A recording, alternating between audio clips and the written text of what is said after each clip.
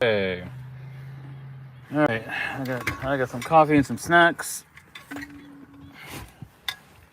going to put you there for the time being. I got lots of power. Some leftover coffee from this morning.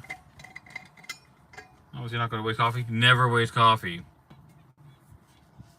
But it was like this much in it. I have 1 cup and not enough to fill this, obviously. You know, if I try to pour my hot coffee I picked up at the coffee shop into here, it would just spill. So, yeah, take the keys out so it won't beep like crap. And then I'll fill up from the hot coffee. Tim Hortons, and they've gone back to their retro style with the brown cups. Interesting marketing idea. I guess Tim Hortons needed to do something. Well, don't think I'll do this sit down. Let me just step outside here and do it. It's just what I need. Coffee over the place. It's a federal crime. It's a federal crime to spill coffee in Canada. Hang on.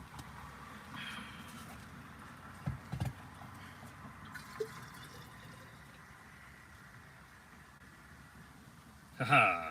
Just filled it up nicely. Oh, this does not go on there. It's this one.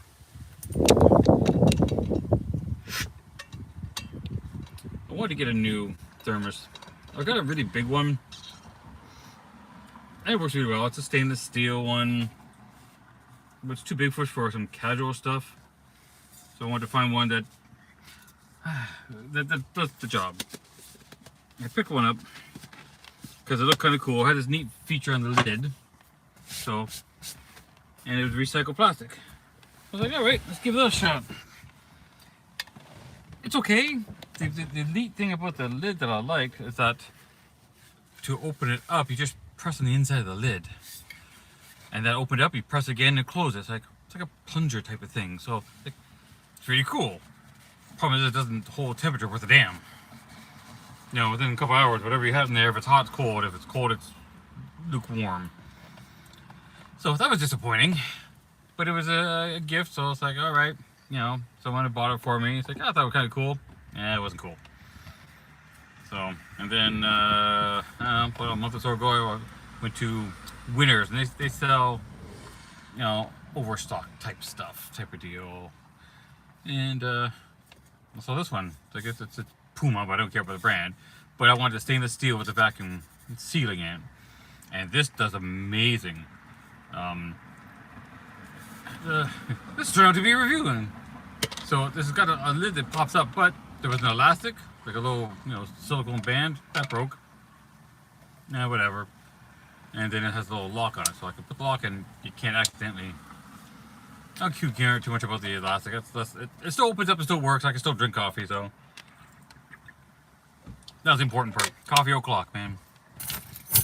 All right, so let's get set up at the back. Should have brought my tripod. But not absolutely critical, so I can make do without. Let's see, keys.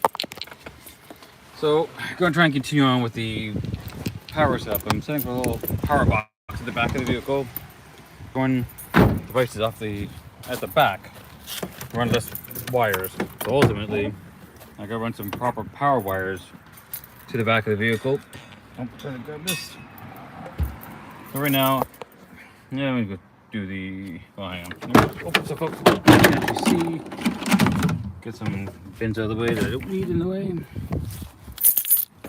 Alright, I'll show you what I got. Okay, so the Honda Element comes with a 12-volt port back here. Right now I've got that running into a little splitter. So 2 things I've got into that. That's my cell phone booster. Slight plug out. This is Telecall. It's off of Amazon. It was $200 Canadian. Works stupidly well. It's like for $200. I mean, I kept hearing about WeBoost. And I thought, okay, that sounds like a good one because everyone talks about it. Their marketing is all over the place. $900. I'm going, maybe not. $200, and I get positive, absolute results with this. So I was like, cool. Now, the other thing I was running back here, even before I even added this one, was I have a little fan that blows air around, and it works great. But I need more power. So, more power. So This was at the front. I never really used it at the front, so I'm now running into here. Now these things are only have like a 10 amp fuse, so you're not getting a lot of power to here. All right, you're just maybe like 100 watts tops, but nothing I'm plugging into here is going over 100 watts. I mean, that little fan, I believe it actually said like 6. Where is it? Yeah, 1.6 watts. It's a tiny little fan. Runs off the battery or the power. Power works fine. This guy still doesn't use a lot of power. I ran this. I have a 12 volt lithium iron phosphate battery, and I ran this for a whole week every night from like, let's say 7 till 12, and it didn't even take a dent in the battery. I was like, all right. So I will probably just, maybe get rid of this piece altogether. I don't know yet. But the goal is, I picked up this box. This box is a fuse. It's a fuse box. There's an extra fuse box. So it comes with fuses, which is, very handy. Remember which way this goes on. One clips and one pushes on. And even the bottom part comes with stuff. Hang on. All right. Please stand by. We're experiencing technical difficulties. My one eye is still not quite right after that glare. Holy crap. All right. I'm going to have to set this down somewhere. All right. Let's put you around. Now find a place just to sit you, and then it will work well enough. Man, that one eye is really one of the days. Oh yes, poison ivy. Yay, not fun. And I had this weird. Apparently, there's a thing, a delayed reaction to poison ivy. I was helping a friend clear land up little northern Ontario. I'm going up there, back up there tonight, and there was a brush there, some poison ivy. Fine, I was trying to do my best to keep around it, but you keep brush up it. So I had a couple of little mini sores. I went, that's it, it's fine. 2 weeks later, this breaks out. 2 weeks. Who knew? Apparently that's a thing. So that's a good, safe place to put you. Where you're going to stay up there, not get knocked around, not fall over because you big old rocks or something. Maybe. Sort of. See, I really wish I had. Well, still don't really have a proper flat surface for this, anyways. But here we are. Good enough. All right, let me get this lid back on. Here's just popped up. So it's not going back on. That's weird. My eyes have that weird light show going on inside of it. That's irritating. But yeah, so in the last week, I spent more time in a hospital than I have in the previous 10 years. I generally don't go into the hospital. I don't have a lot of problems. I'm trying to open this up without breaking this plastic tab because definitely don't want to do that. Show you the other little cool stuff. I picked up I don't know, it was AliExpress or Temu or one of those guys. Whole little kit. This is a great little kit. And that's just a clip, so yeah. So it is on this side. I think I broke this side once and had to glue it. Generally, once I set up, you're not going to do a lot of on and off, so usually it's not a problem. Here comes another kit. So it's got all the little wiring pins to go into the bottom, so you can plug your fuses into it. And it's got some, it comes with a couple little fuses, which is kind of cool. So the goal is have this back here, so I have access to relays and power things. So I've got 1, 2, 3, 4, 5, 6, 7 of the AT style fuse, ATO type fuse, and then 6 relays you can run.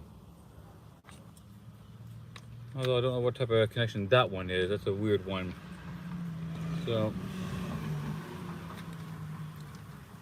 these are your normal 12 volt relays. These two are relays, but this one's a little different style.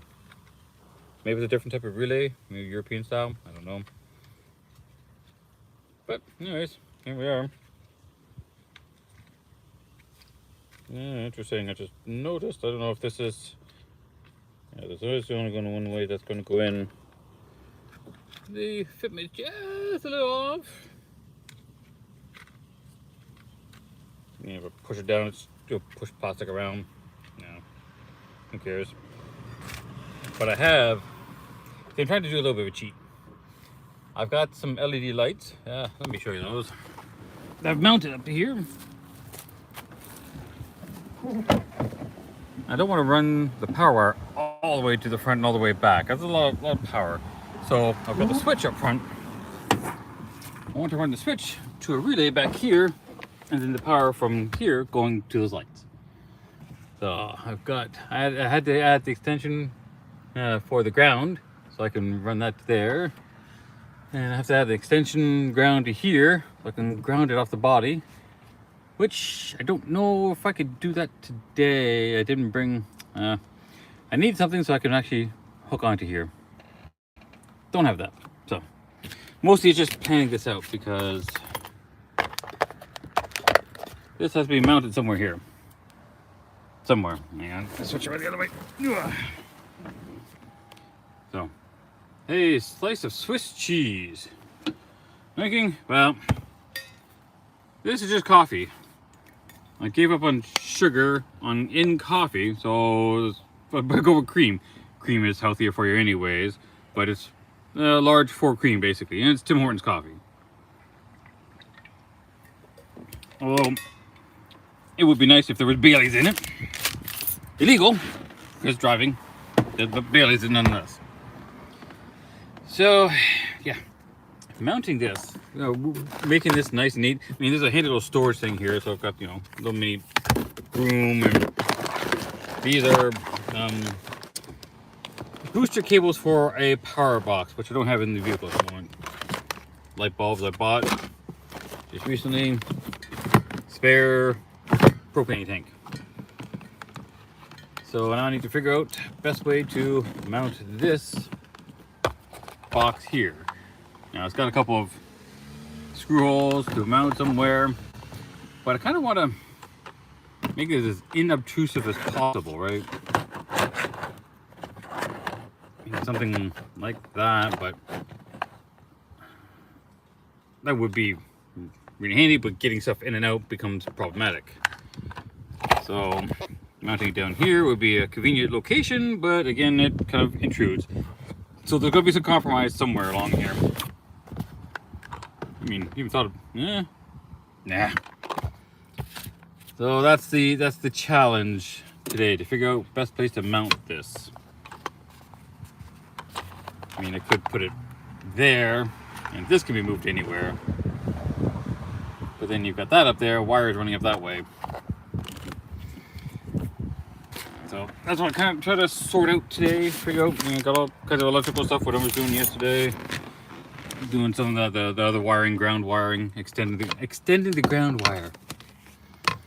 And my fan is this one just clipped on there. It tends to fall off because the clip is okay, but after a couple of bangs around, jumping up and down the road type of deal, it'll just fall off. And right now these are just temporarily wired up here. So that's going to be the challenge, finding the most ideal way. And because these panels, well, I mean, we really shouldn't be too worried about removing them, because I'm not likely to remove them, because I don't like removing interior panels if I don't have to. But that's just this is a really cool kit. So it comes with relays and pins, then you run stuff. Moving this is no big deal. I don't actually even need this one anymore because I can run it directly to here. So this becomes extraneous, actually. So why don't we just, now the problem is this thing, two things. These plug stuff are always kind of annoying. They rarely get to sit in there and stay in there. They kind of work their way out. It's really irritating. Except for this one. This one locks in there and it's a bitch to get out. I mean, yeah, it's in there pretty good. I'll have to probably use my pliers to grab it. So that's a good solid connection. Probably that's the only one. That's for this. I don't want to split again. I don't need to because I can run this directly into here. So maybe I will move this down here so it's like right beside it, and that doesn't look so messy up there. Right, because that's all part of that. Okay, that's the fan. The fan can be plugged into this. It's got a single USB port, USB-A, so that's more than enough to run the fan. This is just double-sided tape on there, but some good double-sided tape. So I think now this is the point where I need to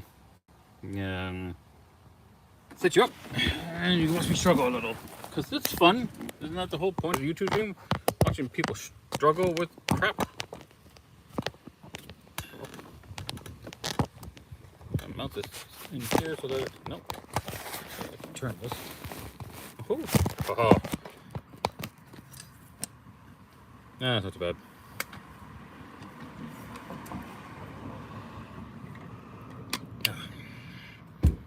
Anybody else get to have a lot of fun with their own vehicles doing this stuff?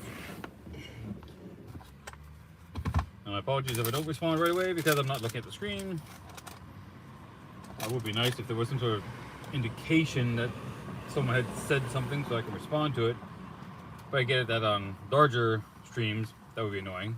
But YouTube should give us the ability to get notifications and then turn them off if you're on a larger stream and you just get too many notifications. Change your notifications, some sort of qualification so that people who have the most comments can notify, and I get notified of the most comments. But YouTube is generally annoying anyway, so let me clip it that way. All right, there we go.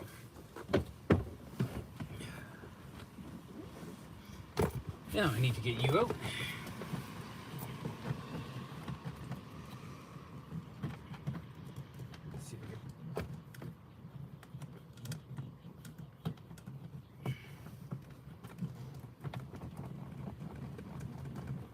That is in there. That's in there good. It really is. Never worried about that one coming off. I must save that plug and use it for other things. Actually, I have to use my vice grips or pliers.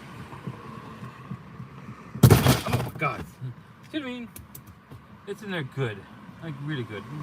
I don't know what they did to make that work. I'm guessing that's it. It's not rounded. It's kind of angled, but there it is. Finally out. Getting that guy off the double-sided tape. The next fun part.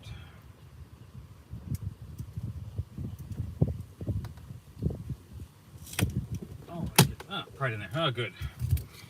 3M VHB tape. That stuff is what they used to put emblems on cars. It's really, really good. All right. And it sticks well. This one I had stuck up front. I'm just reusing the tape at the moment. I'll put proper stuff on it after. Okay, I'm gonna do the wiring. That's my fan cable. So this is just one of those stupid little accessory, 12-volt accessories you can buy at your local parts store. I got it at Canadian Tire. It's 3 splitters and a USB-C. It's only all 12 volt and USB-C is 5 volt, 800 milliamps, so not a lot of power. And it's fine for just splitting off small things, and that's all I'm planning on doing. The cell phone booster doesn't take much power at all, and the fan doesn't take much power. So really, this is only for running some things some of the time. The lights that I'm running, they'll have a little bit more power, but they're still not going over 10 amps, so I'm not going to blow the fuse. And the only time I'm really going to use them is when I'm parked somewhere, not likely using anything else. So I mean, they're independent. So each thing is generally only going to be on at the time it needs to be on. They're not like going to be all together. Although those LED lights, those are kind of a bit of a fuck around and find out, because driving up to Northern Ontario, which I do on a pretty regular basis now, nobody knows how to use high beams. Like, you're driving down the road and you're approaching someone and they got the high beams on. You're supposed to lower them. So it's alright, they don't lower them. So you flash your high beams. They still don't lower them. Like, how the fuck do you not get that you lower your high beams? So I'll put mine on again and a little longer. And somehow they still don't do it. Well, let me show you what I've done to go after that, because I got tired of that shit. My eyes are a little sensitive to the light, and I don't like stupid people driving. It's like, you got your high beams on, your high beams are hitting my eyes. So, I have done that. That fucker's bright enough. But these guys get bright enough too, but they're a little more complicated because they're multicolored light. So I have to go into a menu and change the color light if I want to go bright white. But those ones, yeah, like I've got LED bulbs in there, so it gives me a good bright, not blinding. They have a perfect glare. They're by Oxido, good company and good bulb design because they have a nice cutoff, so they're not that cheap $20 eBay crap. This one does a really nice bright light, so if my high beams don't do it, you're getting the light bar, because fuck you guys. Alright. And for those who actually don't know the vehicle, it's a 2003 Honda Element. It's only front wheel drive. I wish it was all wheel drive, but you know. I buy 3D print accessories, so 3D print my visors. These are soft rubber, which is really nice. They do really well for keeping the rain off, surprisingly. Some interior components. Manual. It's a 5-speed. But yes. So camping setup and some crates for stuff. Propane tank. Sleeping pad. I have a cot that goes in here. So I'll put the cot in. That goes on there. Put a blanket on top of the pad, and then I sleep on that and put a blanket on top of me. Stupidly comfortable. Just put the seat forward. Lots of room in here maybe for a single person. But I might do a configuration change to make it 2-person friendly. Basically move the crates down and put a platform up here. So put the platform up about this height. So the platform sits on top of the crates because these are strong. And then use that. But that's so more things to figure out. I have to cut out wood and get a platform set up properly. But step by step. Right now, electrical stuff. So yeah, there's the $2 dime tour, the $2 dime tour. Yeah, okay, that makes sense. But now I do a lot more videos. I've got another YouTube channel, Elemental Journey -DD. My nickname's Dragon Dawn. Now, because I'm not doing live stream there, because I only have 43 subscribers on that one, but I need 50. So if you're watching this, go subscribe to Elemental Journey -DD. And once I get up to 50, I can do all my subscribing and live streaming over there. I just need like 7 people, which is really annoying because it's sitting there. But here we are. Okay, now let's back to this. So the 12-volt splitter. This guy, that is a Bluetooth, FM Bluetooth transmitter. So before I upgraded to the, I got a cheapy Android headset. I could run off my radio with this old guy. And just, the auxiliary jack goes into there, and I can run power through USB-C and just run it through here. So I can use my radio as a Bluetooth player. And it's okay. It was a little sketchy because it was the frequencies. You have to kind of change with the radio frequencies because you're dependent on wherever you are, how much noise, how much electrical noise there is in the area. And for the most part, it was okay. It got by. I mean, I don't know how much this was. It was $12, $15 for the stupid little thing. And I got this 12-volt splitter, I don't know, a long time ago. Again, Canadian Tire Special. This guy got off of Amazon. So something to get you by until you can actually get to the thing that you want. Now I've got an Android headset. And again, that was just cheap. It was like $50. It was used. It does okay. I mean, it's a step up. I can use Apple CarPlay. Yeah, it works most of the time. Occasionally, it just kind of stops working. It's got a weird little quirk. But hey, it was $50. It was not, again, something to get me by into the area where, okay, I like this. I need to improve on it. So when I get around to buying another one, we'll see. For now, it does the job. All right. Now to figure out how to mount this guy and see where she needs to go. Coffee o'clock, man. It's always coffee o'clock.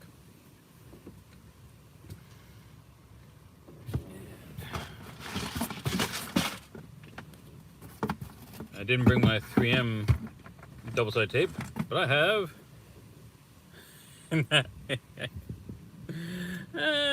I've got the wrong tape. I was supposed to grab a double-sided tape. Yeah, this is not. This is just regular, packing tape. It looks like I've got this other double-sided tape. It's called Alien tape. It's like a thicky gel type double-sided tape. Works pretty well. It's what's holding up my the transponder right now. Yeah, that guy.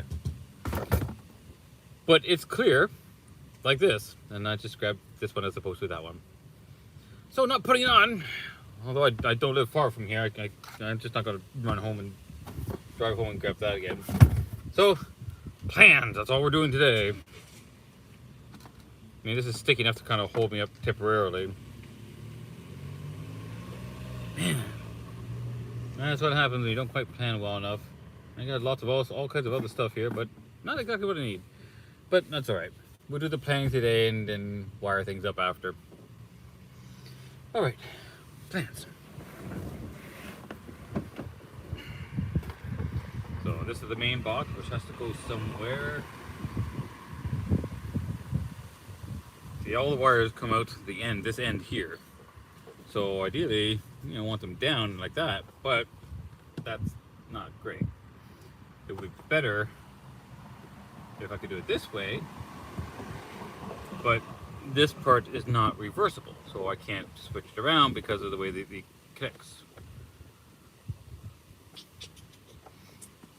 Better do it this way, but because this part is curved, it's less than ideal. Now, I suppose I could move that guy, move that there, move it off to the side. Could technically do that, but I don't like that because then the wire's in the way. Yeah, a couple of things that are less than ideal.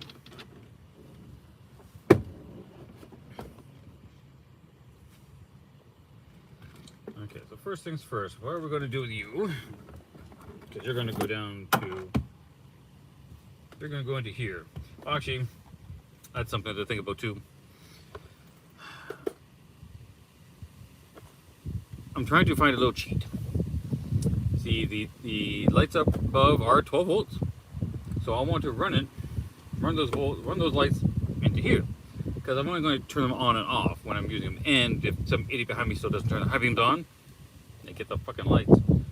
So I'll run it through here, and they don't want to be on there just temporarily, just to kind of, hey, people, back the fuck off, or turn your high beams on because you're an idiot, or if it's poorly aimed. I mean, people don't seem to care about that.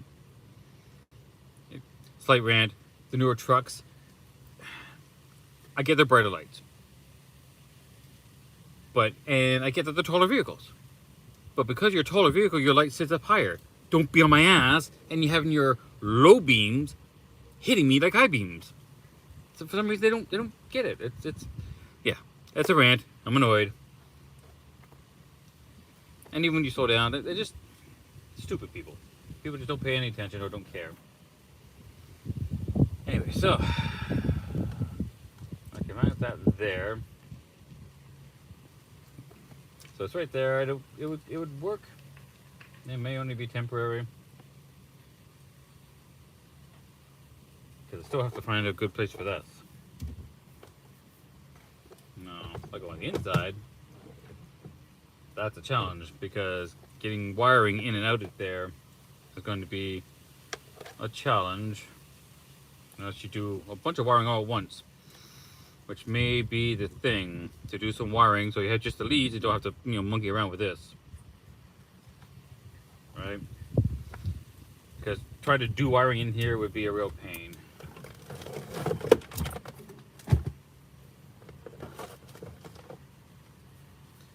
Twelve volt extension, use that for the heated seats because they're just plugged into 12 volt too.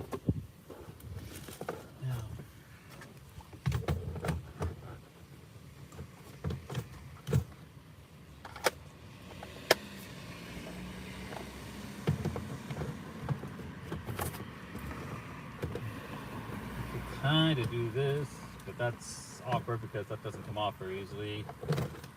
Spaces, you want to be convenient when you're doing stuff up. Planning these things are just not. If you have all the room in the world, I mean, go ahead, have fun. But when you don't have enough room in the world, you got to really think about it, because once it's in there, you're not really monkeying around. Ideally, I'd like to just kind of do that, but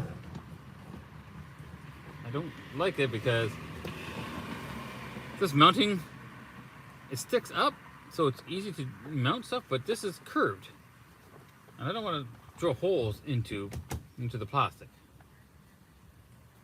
because this is going to vibrate around a lot, and I don't like that. I'd rather keep it flat. Right. That's not terrible, but I kind of want to do better than not terrible.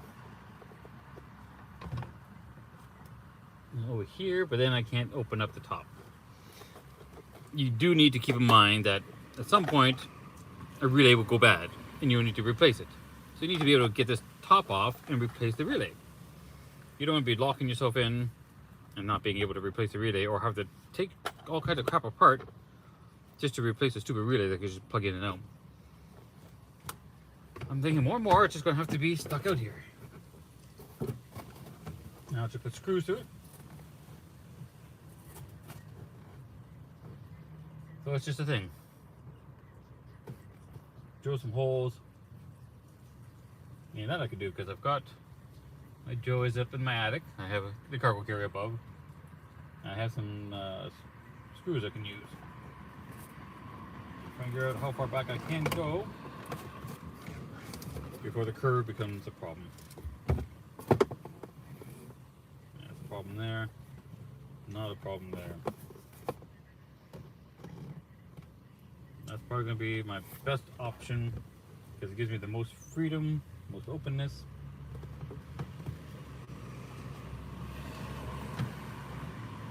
To be able to get at things. Now if I want to get really funky, nah, I can't even do that. Maybe. Drill, slice it open and then get these pieces in behind the plastic, but that's a lot of hassle. Really not keen on cutting up vehicles if I don't have to. But at least that's there. That's reasonably out of the way. And pretty reasonably accessible. Now the wiring out. Go down to these slots. If I put this down closer to the bottom. Oh, see? This is why you plan this out. Underneath here, there's a cover and spare tire. If I mounted it there, I wouldn't be able to open up because this would be blocking it. Problem. There you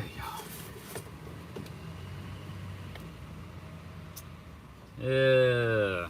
This is just not the ideal place. It is the ideal place because I kind of want power all in one location, but it's not the ideal place because I can't put power all in one location.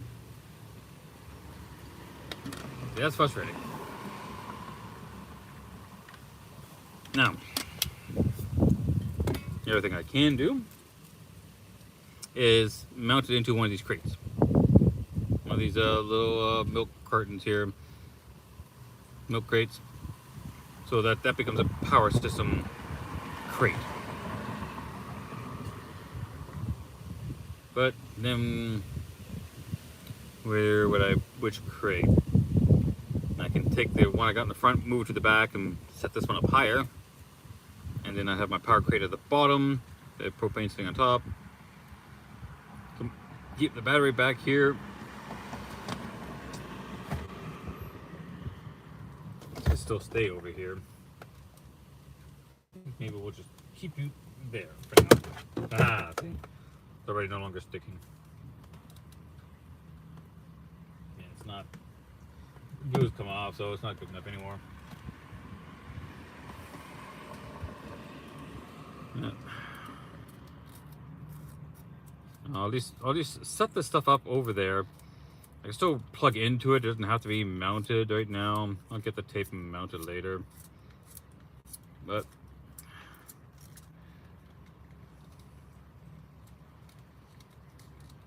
power can still run over there for these guys. And to be honest, I think you really want to have your power separate from your well, we're gonna call it house power, your battery, your extra battery separate from your vehicle. That's a nice, easy way and keeps things clean.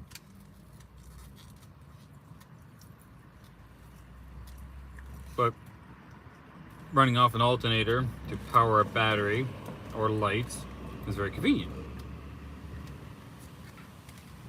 So you gotta try and find that balance. And in the strictest sense, your alternator was not meant to run accessories that you add to your vehicles. The companies designed those alternators to run the vehicle as it is, because it comes from the factory. Now there is some overhead, so you can add a few little things. It can happen. Obviously, people do it.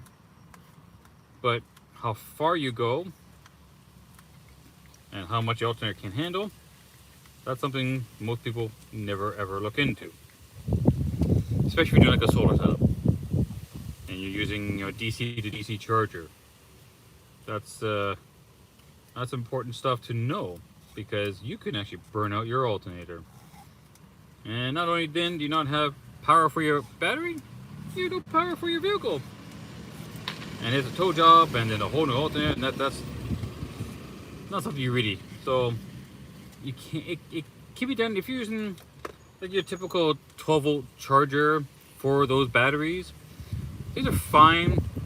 It's a slow charge. Like at most you get 100 watts. If you got a 1,000-watt battery and it's dead, that's 10 hours of driving you need to have it running to power up.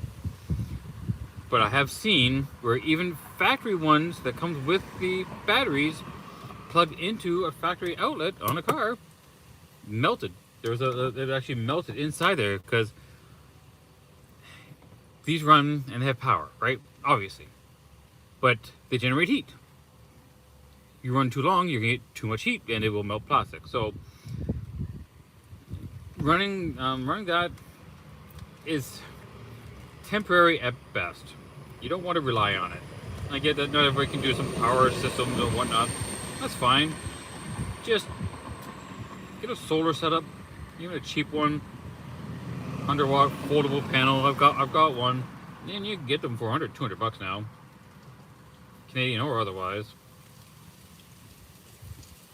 And while you're driving, sure, use the 12-volt thing, but for long term, it's not ideally safe. Now, that being said, the caveat, you can have some vehicles that are better built, factory ones now, because there's a few more power. There's a lot more power in cars, so there's a lot more plugs. But you still don't necessarily want to rely on it for a long term. Short term, intermediate drives, going from campsite to campsite or whatever, it's fine. But if you're going to do something like that, you want to get a DC to DC charger and match the power. You're going to match your alternator, the power to the alternator, because if your alternator doesn't have the excess power to charge something, the alternators, you get lots of power out of them, no problems. But if you're running them, let's back up a bit. When they design the alternators, they generate electricity, right? An amperage. They actually have a little fan in them to blow air over them. That's how the alternators don't melt down, because they have airflow, and not from driving. There's actually internal fans. Older ones had little external fans to move air to keep it cool. That's using all the factory stuff. The more load you put on it, the more heat that's going to be generated. Now, if you've got some 2,000-watt Bluetti Elite V2, and you've got a good heavy-duty DC-DC charger, or using their Charger 1 setup, you're pulling in a lot of power. It's generating more heat. Can your alternator dissipate the excess heat you're generating from the excess power that you're demanding from it? That's where you're going to run into problems. So if it can't do it, you're going to have a meltdown. And it's obviously not going to be pretty and expensive. So, okay, you're going to go into there. Then you will go over there. So, that's a fan. Look, I have a fan. That joke is not going to get old. Oh, apparently I still have power in my Bluetooth thing. I'll turn that off. It doesn't need to be on. There we go. Now I can run my fan. Now this power port is only active when the vehicle is on. There's a mod I can do, but I go back and forth when I want it to be on when I'm running it on. Worst case scenario, if I get really ambitious, pull this apart and add a little switch here so that I can use it whenever I need to. But I think if I'm going to that point, I'll just run it right off the battery, which is, I think, ultimately a better way anyways. So let's see you.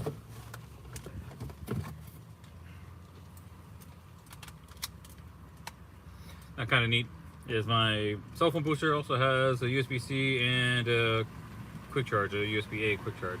So it's a PD20. Will it pull 20 watts out of it? I don't know. Do I necessarily need it? Not right at the moment. That's just going to get tucked down in there for now.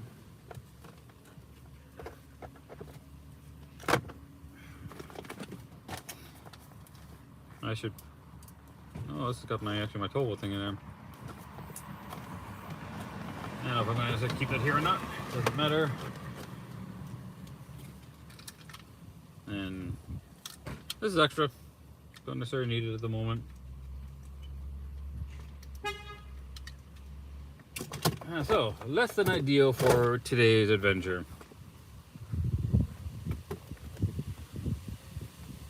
It was less than well planned out. But still. So I think I will have to make a... Hang on.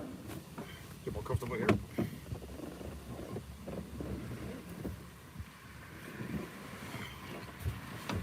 I'll have to plan this out a little better.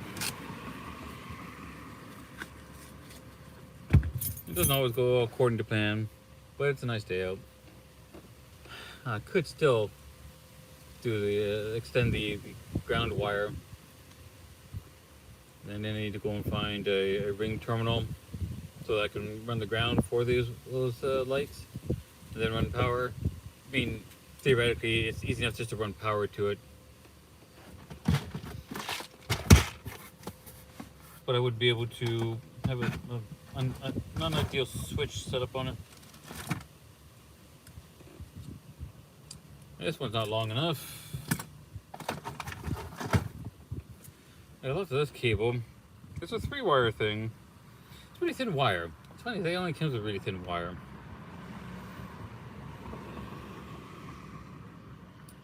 I don't know, and I didn't bring my wire strippers because that would be handy. So unprepared today, man. Less than ideal. Yeah, I think I will grab my snack because, you know, why not? Hang on.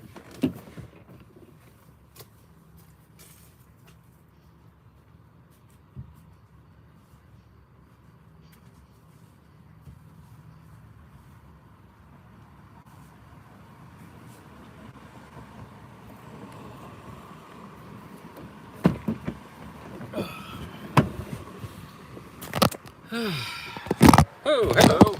You do one like that. So unprofessional.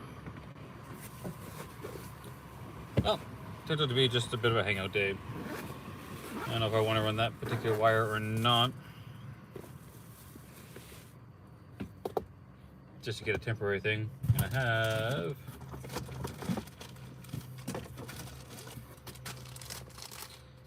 So just one... I think this was Amazon. I bought 12 volt ends so I can run my own wire and then plug it in so I could have power if I really need lights, but that just seems to be kind of pointless without a switch. I need to run a wire from the front all the way to the back. So I run that to the switch. So this is going to go to the relay and then run those wires from those lights into the relay and run the relay to the power. Seems complicated, and why wouldn't you just set up strict to power? Well, because you don't want to run the power through the switch. Less power running through a wire running through the whole vehicle is better. So you just want, the whole point of a relay is that the power requirement for the switch is very low.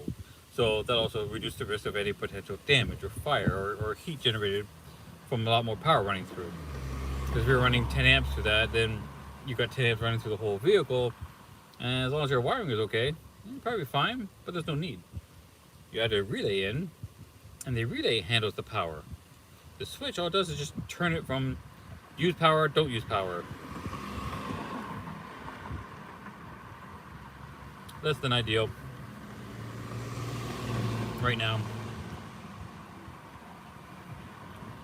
Huh. Mildly irritating.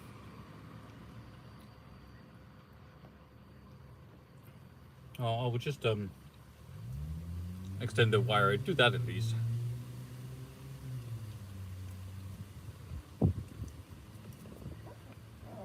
To run the wire from the front to the back can be a real pain because I'll have to take out all the crates and find the best way to tuck the wire through.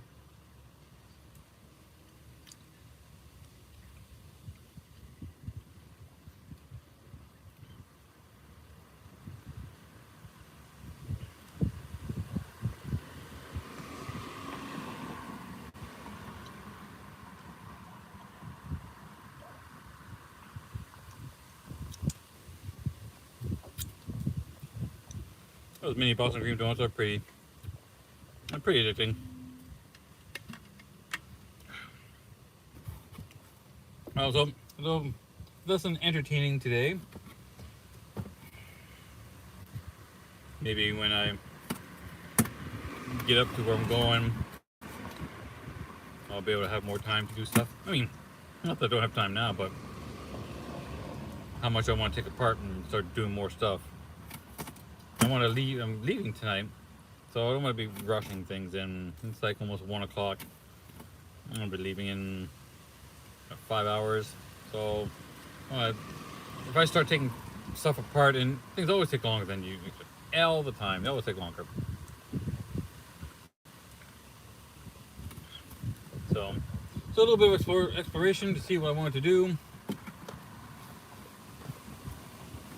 do I run the? How much wire do I run now? If I run any at all, I would like ideally have more red wire. Not enough to do across, because all I gotta do is just run one wire, tie these two lights in, and bring the power down. But if I'm switching my power station back to literally right below where the phone is mounted, then I run the wires that way and run the power into there. At which point, I can run them into the battery, run them off the battery whenever I need to. I don't have to mess around, monkey around with this. And then mount the power station in there.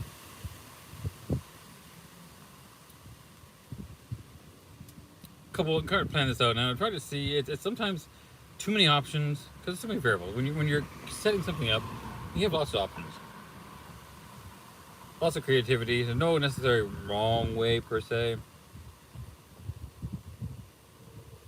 but we shall have to see how it goes. Yeah, for the most part, I just kind of enjoy a nice day out in the park. Oh, a little Volkswagen, like the 70s style. Ah, it's a ragtop too, look at that.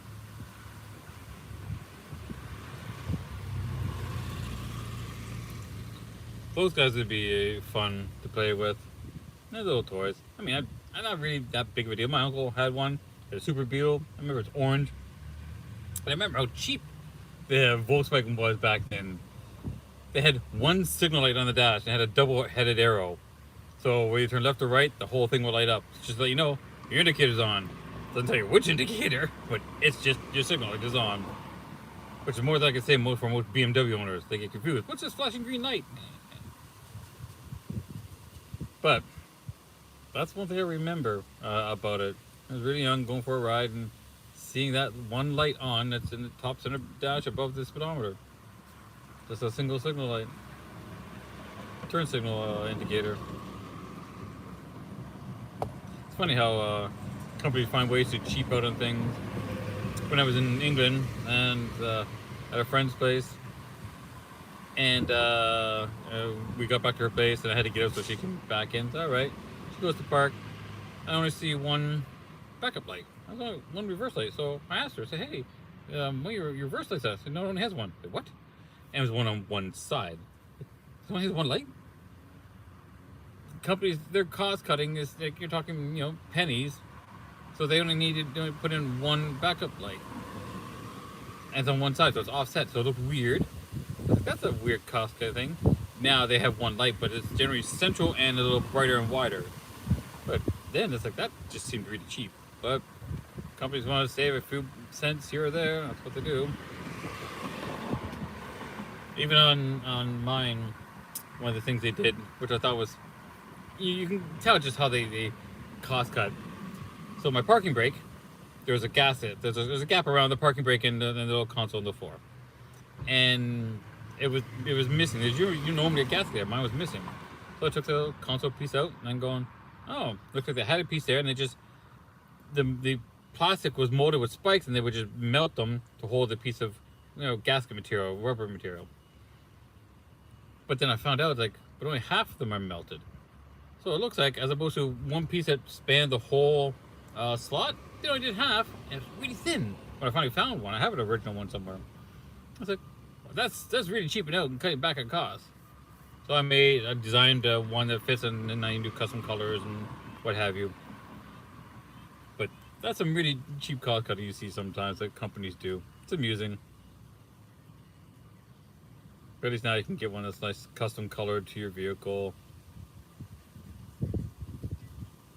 Oh. I ain't gonna have another one just because these are evil. It's a little quieter on here, isn't it? But such is life in donuts. Donuts. Yeah, not so entertaining right now, I guess. Yeah. Picked up this little torch. It's a cool little thing. But it ran out of fuel. I think maybe after the on, it just leaked out. So I filled it up. It's just a little butane thing. Problem is, you can hear it spitting.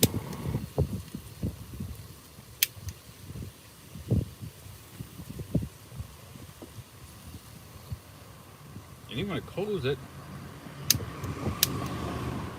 it's still pressure slowly drains out. Disappointed. I mean, it was cheap enough, but I really hope it lasts at least more than a year.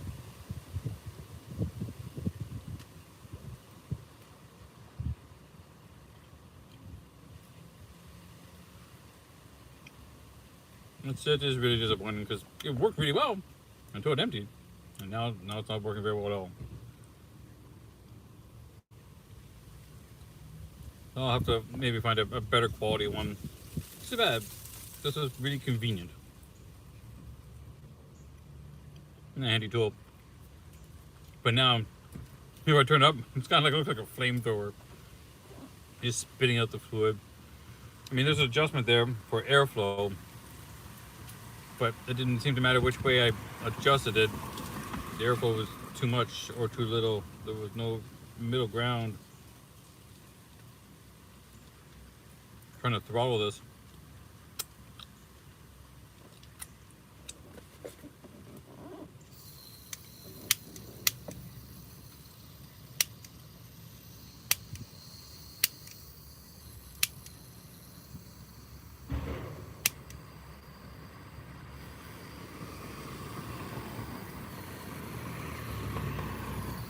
We have fire!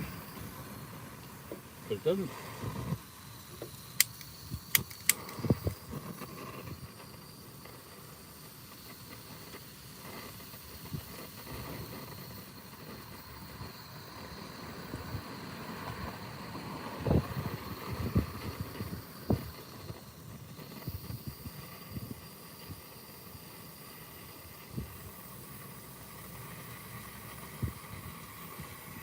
Mostly seems to be working.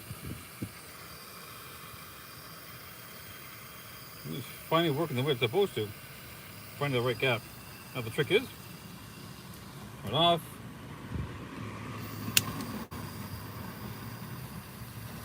Well, maybe the pressure, maybe it just had too much in there. I had too much pressure. I think I fixed it. I just overfilled it and it was just trying to. Oh, look, there's a crack on it. Now, how did that get cracked? And then the crack is just on the plastic on the outside, so it's not an integrity thing, it's a mounting thing. But it looked like it got banged around. Cheap stuff.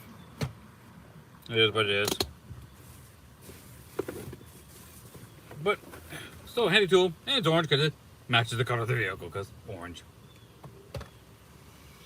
Oh man. Slightly disappointed, but that I didn't quite get to what I want. But sometimes you just don't plan things out. Don't really have the space in my place. I didn't mean for that to rhyme, but it did. I mean, theoretically, I could, park on the street and do it, but I don't like doing work on the street. A, nicer weather here. B, don't like doing work on the street.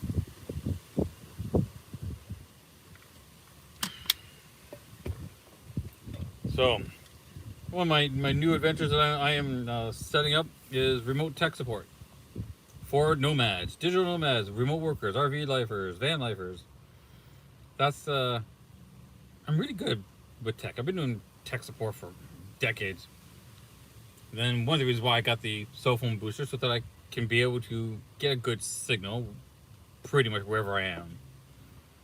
So that's something I am putting together right now, reaching out to people, trying to see, what people are interested in, what they're looking for, what they need help with.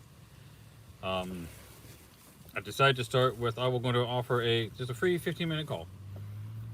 Most problems you can get in the ballpark of where people are going and what they need. So you give them a guideline. Say, okay, here, do this, this, and this. Clean things up. The biggest thing is going to be cleanup. Most people don't know how to clean their systems, or what's the right tools to use the cleaning or whatnot. There's a lot of good tools out there, and most people just simply don't know about them. So I've got enough stuff up here that I need to get out and help people. And then there's there's a buy me a coffee. So if you found some use out of what I did, go donate to buy me a coffee, because coffee o'clock is important. Keeps me going.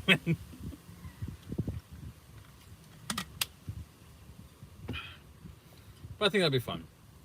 Be able to, help people out. And it start with the vehicles, because I have a pretty good idea. I camp in this thing. I don't live in it full time. It's not the plan at the moment. But there's a lot of people out there who are very remote and very stuck, and I'd like to help them. I think it would be a huge benefit, and certainly a huge relief for helping people out. I remember a bunch of years ago, a buddy of mine called me 10 o'clock at night. He's in Budapest. He's in a hotel, and he can't connect to the Wi-Fi. Okay, so while I'm talking to him on my cell phone, I have him try some things. Okay, try this, type this command. What's the response? Okay. And within less than 15 minutes, I said, yeah, you need to talk to the hotel. You're connected to the Wi-Fi, but it's not letting you get onto the internet. That means their systems are not giving you a data connection. So you're local within the hotel, but you can't get out. For whatever reason that is, they're the next guys that have to help you out. Because I don't have access to their systems, obviously, to find out why. And there could be a number of reasons. But, so got him sorted out, he got it fixed out, and he was good again. But he called me. I thought it was funny. He got a phone call from Budapest for tech support. That's funny. Had a friend go to South Korea, teach English. And they had some problems accessing, some of the Korean websites. Some things are a little different, so I do some remote tweaks to their system, and everything's working again. I ended up going over to South Korea for 5 years. I did tech support over there. Into their data centers in Seoul, on the U.S. military bases, doing stuff there. That was kind of fun. Sometimes sometimes it was kind of dumb, because I just go there just to be a glorified delivery guy. But they have these special keyboards that have a card reader slide on it, and they're military security card readers. So I'd have to go and take it to the base. So it would be the company who makes them who drops them off to my place, and then I would take it, get on the subway into Seoul. I was in about an hour north. I was in Uijeonbu. An hour north, going to Seoul, go to the base, drop it off to the on-site tech guy. There you go, and then go back again. Get paid $100 plus the cost of travel, just to basically deliver for keyboard. Why the hell didn't you just take it to the base, man? But outsourcing, crazy amount of money just gets thrown around in places. But yeah, some data centers go in there, reformat the servers, get creeped out by the rat's nest of wiring. It's like, okay, guys, you really should plan out a time to fix this because it's a mess, an absolute mess in here. And God forbid you need to find the right wire. Try to. Some things are crazy. Then I've done tech support for Lenovo.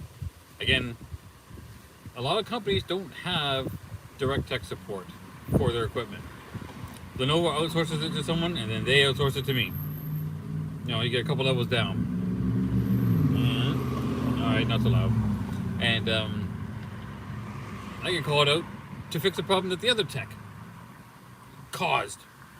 It's like, oh no, because he got told like, oh, you gotta go and resolder the board. And what the hell? No, I take a look at this laptop, and the wiring is kind of pinched between the case. So when he took it apart, he didn't put it back together right. And then we took it apart, he yanked out the cable for the keyboard. On laptops, the keyboard is just a ribbon cable, goes into something and pinches down and holds it against the connectors on the board. I pulled it out and then tells the owner, oh no, none needs to be resoldered. Guy had no clue. Rerun the wires properly so that they're not being pinched or damaged. There's still a problem, but it's like, okay, so here's the real problem. We need to get this part in, so I'll have them order the part, get it to you, and come back and fix it. But like, they let people go in there that Lenovo has a lot of good documentation. It's rare to see that, so you can see how it's taken apart step by step, the screws and where they are located. I like it because it's just superly convenient. It's one of those things where once you do it a couple of times, you kind of know they're all basically the same. The screws are a little different places, maybe a couple of different screws here or there, different models or whatnot. So they have everything you need to be able to take apart a laptop piece by piece, order the replacement piece, and put it back together again. This guy just like kind of just undid screws and looked at it and pulled something out and was like, oh, nope, that needs to be resoldered. No, it didn't. And didn't bother to take the time to put the wiring back the right way. Just lazy tech. I've had to fix at least once a month, go back and fix somebody else's problem. And yet, they're so okay with putting less quality people and doing the work. Never understood that. Like, you gotta do a job twice, and you're making yourselves look worse and worse every time. I kind of want to talk to them and say, hey, here's what's going on. It's been really bad. Then they just stop giving me calls.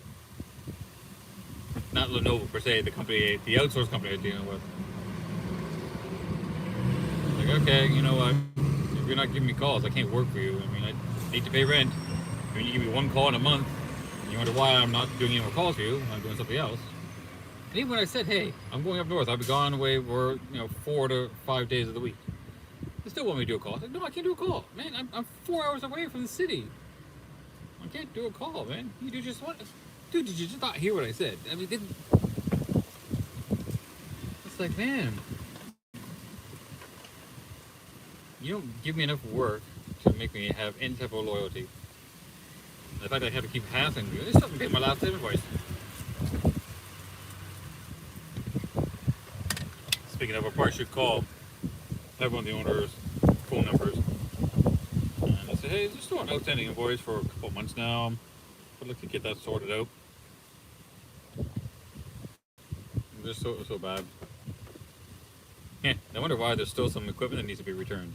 Yeah, well, when I remember to return it, when you remember to pay me, you have a problem missing part, you do that with Lenovo. You pay my bill, I'll send the part back. Yeah, I'm not gonna resolder or anything like that, I don't care. But like, don't screw me around, man. I put honest good work into you. I expect honest good pay return. Nothing complicated about this process. I don't care what kind of financial problems you're having. You chose bottom of the barrel pricing. See, there's a couple of different ways you can price products or services. You got your middle of the road where everyone's about the same. Think kind of like gas stations. Everyone charges about the same within a little bit. Some variations and when they change the times, but they're all roughly the same. Within the same area. not going out to further out areas and whatnot.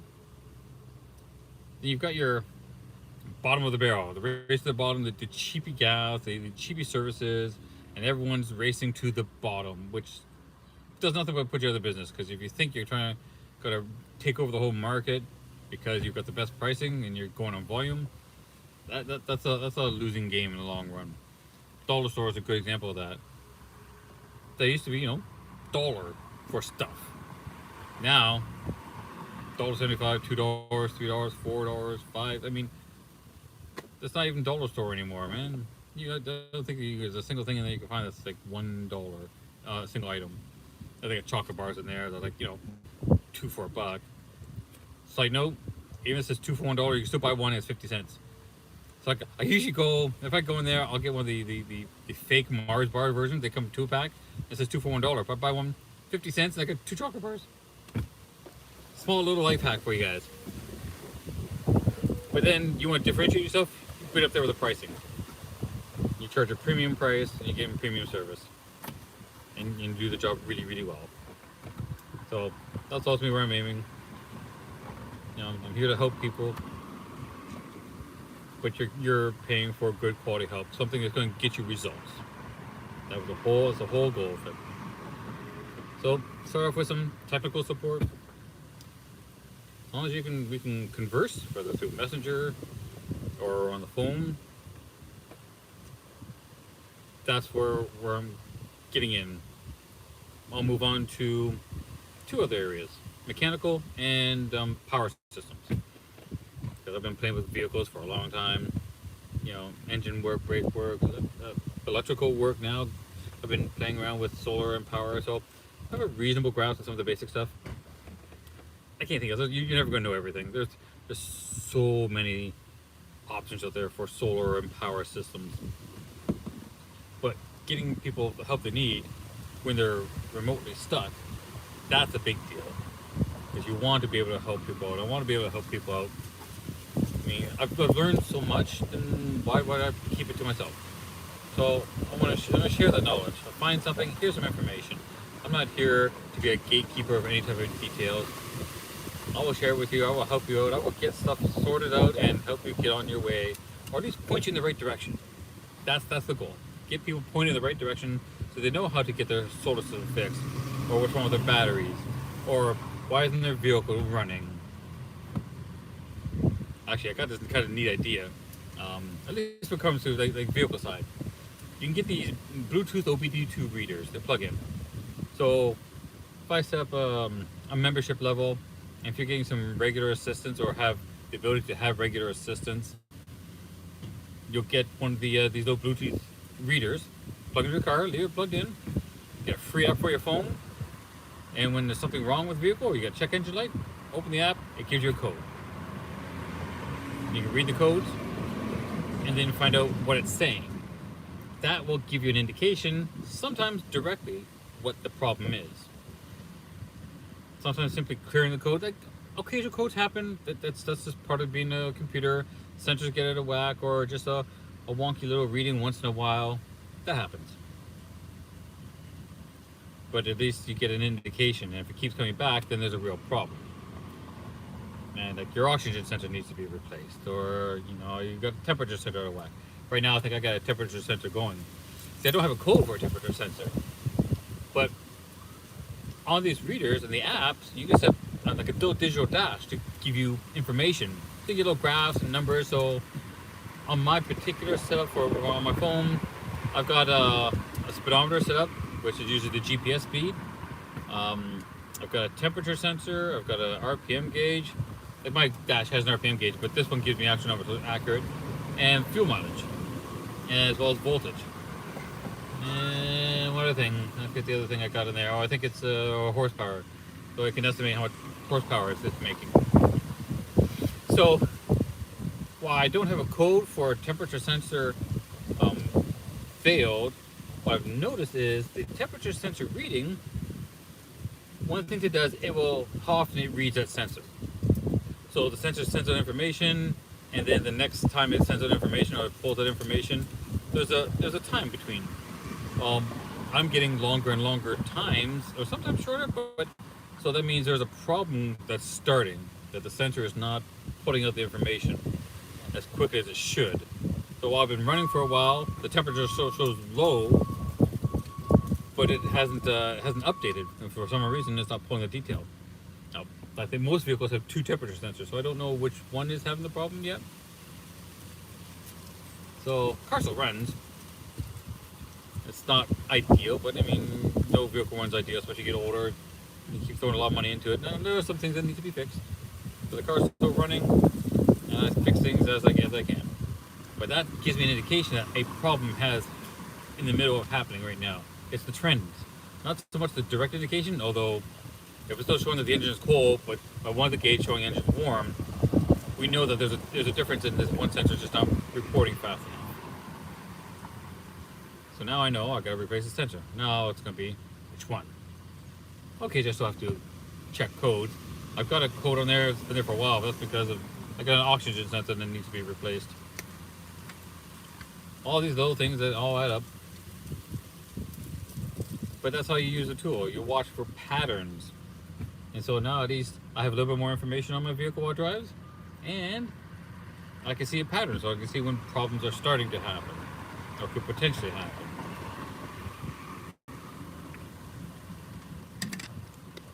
Are these tools perfect? No. Will they help? Yes, they give you again an indication. Oh. Didn't even hear the ambulance. There's an ambulance across the street now. A paramedic and an ambulance. But yeah, that's the goal. To help people remotely.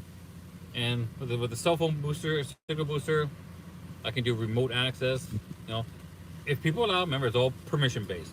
And then I can actually help people directly. As long as they have an internet connection that's reasonable, we can get things sorted out. But first, a free 15-minute phone call. I'll give you some ideas, some guidelines, and say, hey, this is what's happening. So it's likely going to be along this area. Talk a little bit more, get more information out, and say, okay, this is nothing critical, but this is likely where you need to look at, just in case it goes worse. You might be able to say, hey, try this. You just fix it. I mean, most stuff is pretty simple to fix remotely, especially for the RV guys and the van life guys that are kind of stuck. The people who work remotely, ultimately that's my goal. I want to be able to help people out no matter where I am. So with something like this, at some point I'll probably get Starlink too, because I'll be doing some traveling. So in areas where there is no cell phone signal, then I'll just have a data signal from Starlink and be able to help people out. That's my goal. I mean, if they happen to be by me, sure, we do on-site visits. But some things get really complicated, and some people get really overwhelmed by the simplest things. And I've been doing this stuff for decades. It's like breathing to me. Half the stuff is just like breathing to me. I don't even have to think about it half the time. Help out my mom, of course, all the time. She gets lots of technical support. But, she's gotten pretty good at finding out her own stuff and winding her way through stuff. So I can at least say that helped her find things, guide her a little bit, make people a little bit better, a little more self-sufficient. I kind of want to be like a doctor should be, helping you help yourself so that you don't need necessarily help in the future. Am I kind of put myself out of business? Nah. There are so many people out there that need help. If I can guide someone to help themselves, I don't necessarily need to help someone or take money from someone who doesn't really need it. I just want to help people out. Make a little bit of a living at it. I don't need tons and tons of money. Vehicle's paid for. Although I do want to switch it out for something a little bit bigger, but I'll deal with it with this. This works just fine for the vast majority of things. Just had a thought. For my windows, you can't really see on this one. Oh, maybe right there. There's a little metal plate. So I've got blackout covers. That's the big one. I got blackout covers as well as reflectix. The blackout covers are purely for privacy. The reflectix are purely for installation, both hot and or cold. And the blackout covers. I wonder if I can get one out here easy enough. Of course, I grabbed the one that's anyways. This is for my side windows. The blackout covers, the other ones, they don't stick to the window. So I've added little magnets to the other ones, and those are the plates, so that they can stick to it. I'm still trying with magnets. I keep finding the cheapy little magnets, and they're not. I even put a couple on here, and they don't hold quite as well. The biggest one is my back window here. The magnets aren't quite strong enough to hold it up. I can kind of make it work sometimes, but it could be a real pain. So I was just thinking, I wonder if I should just put on the driver's side rear window you never use. I mean, this one I need to see vehicles beside me, so that whole side and the back. But the other side I don't use, which I might just leave one in there on a regular basis. Because, why not? Protect the vehicle. I mean, the tint doesn't look like much, but from the outside, it's reasonable. Nobody just can read it, just kind of casually look in there. I keep grabbing the wrong one, man. Fix it later. But I picked up this foam stuff. It's obviously solid. It's a sound deadening type of material. So this just goes into my side windows, and I just close the windows to pinch it in. It does a pretty decent job. And a little bit of water can get in around the seam, but it's so minor, it doesn't hurt anything. My insulating, the reflective stuff, works okay. It's not bad. I would like to, if I'm keeping this a little bit longer term, I'd like to, redo something so that it's a little nicer. I mean, I've got some Velcro in there to hold the reflectors in, which does a decent job. It does an okay job here, but the problem I found is because I've got it on here and there, I can't get it to put on here and open and close this because I've split the Velcro between the door and the window in there. It's fine when it's closed, but if I open it up, it pulls off from the Velcro. Not the big deal, because usually you only open up when you need to get up or go out or whatnot.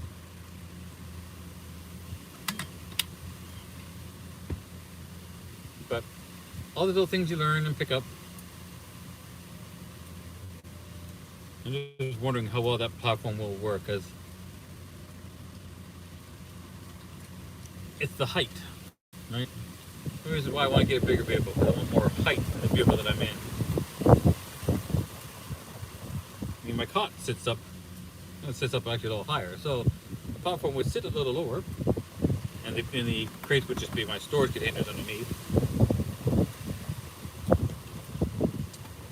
Stuff to play with, stuff to work with. It's always an evolution, an ongoing evolution when you're doing something like this. Find out what works for you and what doesn't work for you, and go from there. Oh! I'll be on an angle. What the? Hang on. One thing goes to whack and suddenly nothing's working anymore. Really?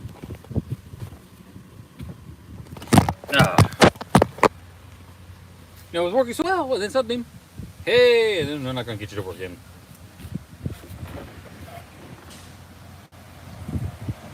We can kind of do that, because why the heck not? Now, where to put the phone while I'm doing that side. So I'll put that blackout in just because. But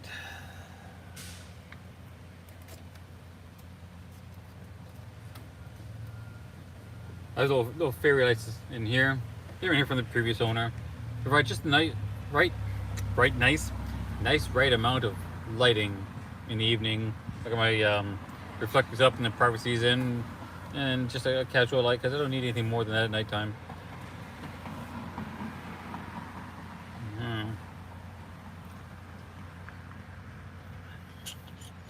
See the way I've got this set up, I'm trying to figure out the best way to get things in and out. Okay, let's see if we can set you over here for now. That's bad. And I keep grabbing the wrong one, man.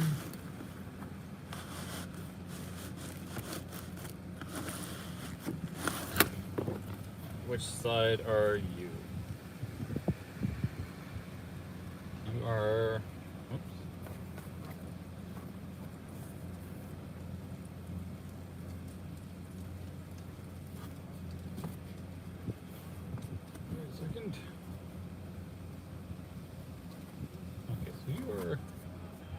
are there. Oh, see, reversed. So you remember you're always reversed when you're looking at this going up. Not you. Side window.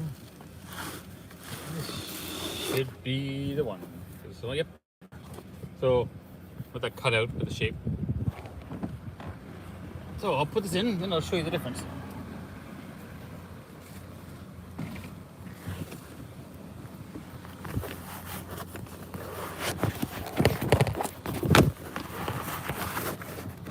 See, I couldn't do this one-handed because of awkwardness.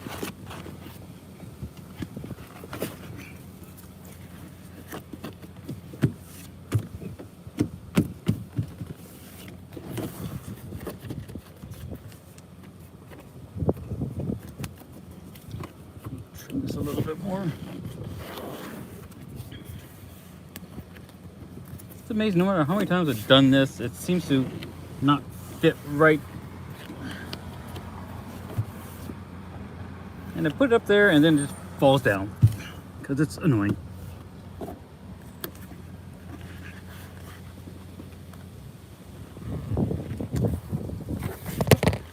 Just knock the phone around.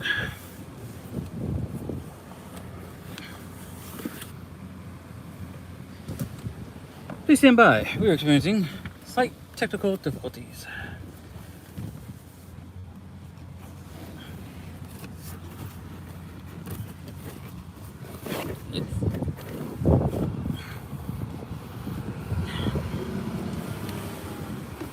Making your own is kind of neat, it saves you money, but it's a pain in the ass when you don't do it quite right perfectly.